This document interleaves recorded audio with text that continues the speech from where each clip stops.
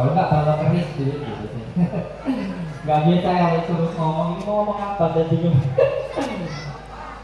Oh, tenang. Jadi tadi itu ceritanya saya itu sedang sembelengah gitu. Sedang ada tamu sembelengah dari Kalimantan. Karena saya ini seorang dukun ya. Terus sekarang disuruh dari sini dia bingung mau ngomong apa.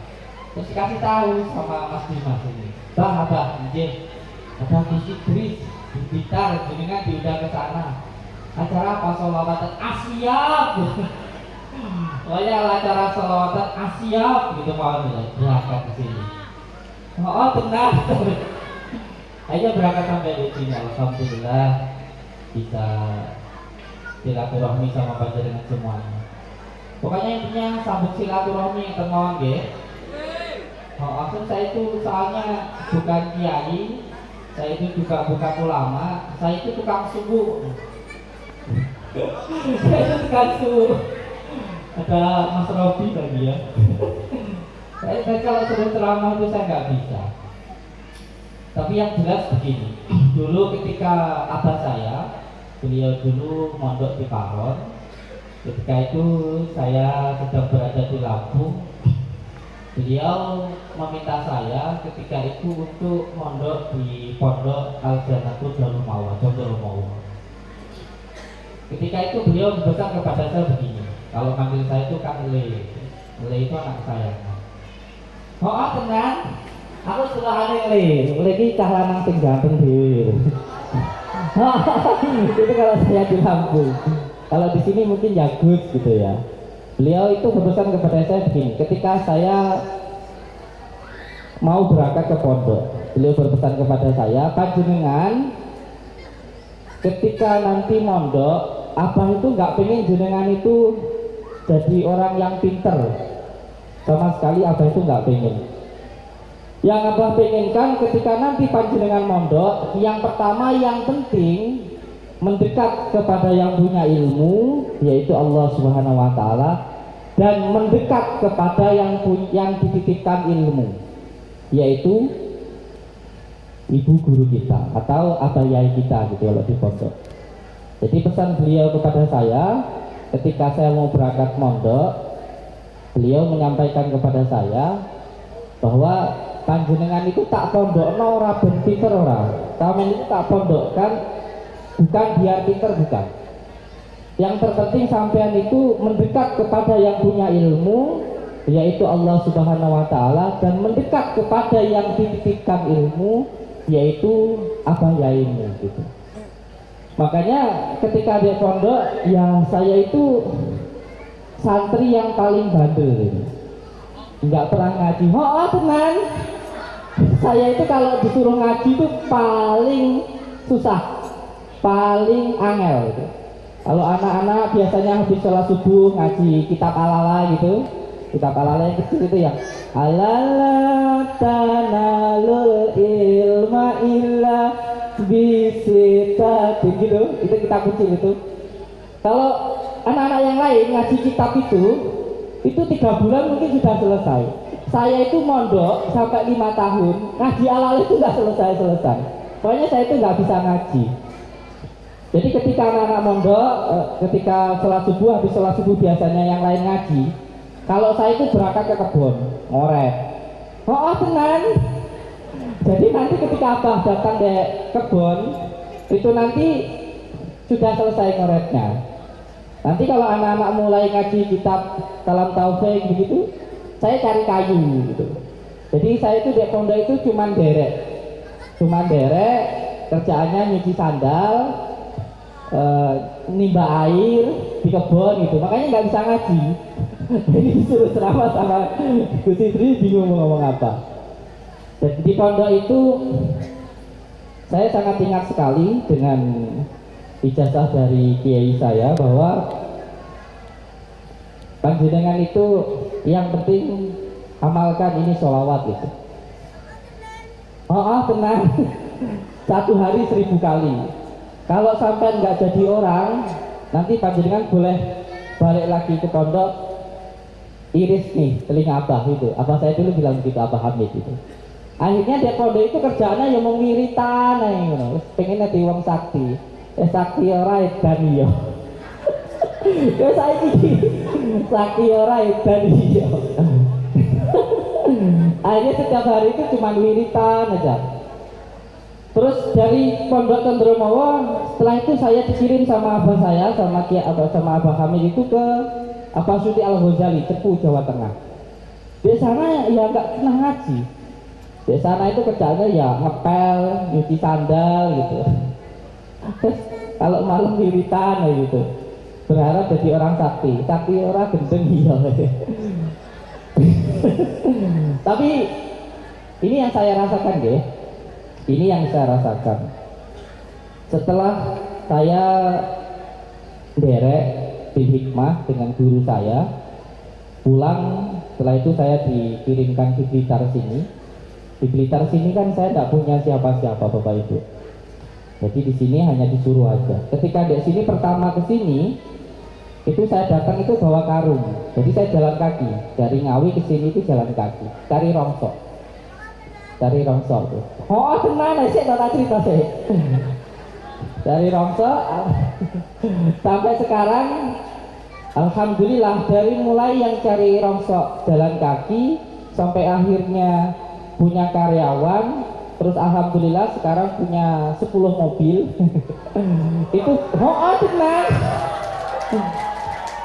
Nah, itu banyak orang yang mengira wah ini jangan-jangan Kang Samsudin ini punya pesugihan.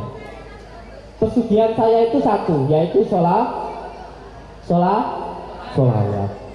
Jadi ketika kita meminta kepada Allah dengan menggunakan wasilah sholawat, itu nanti ada kelebihan yang luar biasa yang tidak ada di amalan-amalan yang lain. Karena apa?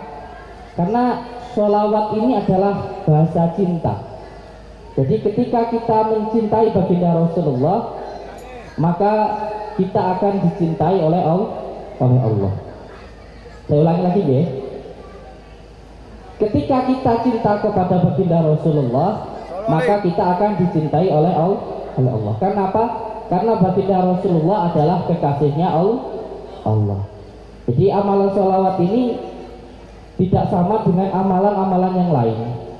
Dari semua amalan hijab, bahkan puncaknya dari asma, puncaknya dari mantra, dan puncaknya dari hijab itu adalah sholawat. Makanya banyak yang heran dengan saya itu. Saya itu datang tidak bawa apa-apa, terus alhamdulillah sukses. Itu banyak yang bilang saya itu punya pesugihan. Padahal pesugihan itu adalah sholawat. Lalu bagaimana supaya sholawat kita itu bisa cepat sampai dan pada akhirnya memberikan manfaat baik di dunia maupun di akhirat? Yang pertama, ini agak lama sedikit ya. Ketika kita meminta, yang pertama harus tahu waktunya. Jadi yang pertama, ketika kita mau meminta harus tahu waktunya. Dan waktu yang paling baik itu adalah tengah malam. Ketika orang-orang tidur, bangun. Teman praktekkan 4 hal ini. Insya Allah kalau ini sampai amalkan 41 hari istiqomah, apa yang menjadi hajat panjenengan insya Allah akan dikabulkan oleh Allah. Jadi ketika kita meminta itu harus tahu adabnya, harus tahu tata caranya. Kita meminta kepada orang tua kita, kepada ibu kita, kepada teman, itu pun harus tahu adabnya, apalagi kalau meminta kepada Allah. Jadi yang pertama ketika meminta, yang pertama harus tahu waktunya. Dan waktu yang paling baik untuk meminta kepada Allah yaitu tengah malam. Ketika orang-orang tidur sampai bangun. Yang pertama itu. Yang kedua, ketika meminta harus menggunakan wasilah. Dan wasilah yang paling bagus itu adalah sholawat. Wasilah yang paling bagus itu adalah sholawat. Jadi yang pertama ketika meminta harus tahu waktunya. Yang kedua harus menggunakan wasilah. Dan wasilah yang paling bagus itu adalah sholawat. Dan yang ketiga kita meminta jangan langsung meminta, tapi panggil dulu dengan nama-nama yang baik, yaitu Asmaul Husna. Contoh, ketika panjenengan pengen istrinya sayang, yang pertama harus mau bangun malam. Atau yang suaminya galak mungkin, kenan, biar tambah sayang. Yang pertama sama harus mau bangun malam, itu yang pertama. Yang kedua harus mau membaca sholawat minimal 1000 kali lah setiap malamnya. Terus yang ketiga, ketika meminta jangan langsung meminta, tetapi panggil dulu dengan nama yang baik. Dan nama yang baik itu namanya Asmaul Husna. Baca ya Allah, ya Rahman, ya Rahim. Sampai namalkan, insya Allah nanti cepat terkabul. Sekarang siapa yang mau mengamalkan? Saya kasih hadiah ini. Oh teman, yang mau mengamalkan 41 hari istiqomah, amalan yang saya sebutkan tadi, saya kasih tasbih dari kayu bidara, gratis dari saya. Monggo yang mau maju sini, satu orang saja. Tapi harus istiqomah, nggih. Harus istiqomah. Yang pengen doanya dikabulkan oleh Allah Subhanahu wa taala, istiqomah selama 2 tahun. Harus siap 2 tahun. Kalau nggak siap jangan maju. Harus istiqomah selama 2 tahun. Yang pertama, bangun malam jam 1, jam 12, jam 3 dan sebagainya. Dan yang kedua harus mau membaca sholawat 1000 kali. Dan yang ketiga harus mau membaca Asmaul Husna. Yang mau monggo maju, saya kasih tasbih bidara saya. Yang siap untuk mengamalkan istiqomah selama 2 tahun. Wanita nggak apa-apa.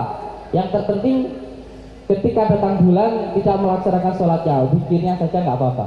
Yang berani dan siap untuk istiqomah selama 2 tahun mengamalkan amalan ini monggo. Yang siap ucapan mobil itu maju ke saya. Monggo. Ada yang siap? 2 tahun. Karena sanad keilmuannya yang saya dapatkan dari Abbas Sekumpul itu 2 tahun. Mengamalkan sholawat wulidat 1 malamnya 1000 kali. Boleh makbubah 200 kali. Ini nanti akan merasakan sesuatu hal yang di luar dari kenalaran. Seperti bisa bicara dengan diri sendiri, bisa bicara dengan pepohonan dan sebagainya. Yang penting tidak dikuasai oleh hawa nafsu. Yang siap mengamalkan 2 tahun, bangun malam, sholat malam, membaca sholawat, membaca Asmaul Husna, ya latif saja. Maju ke sini, saya kasih tasbih saya. Ini harganya 10 juta loh. Oh benar. Aku mata duitan.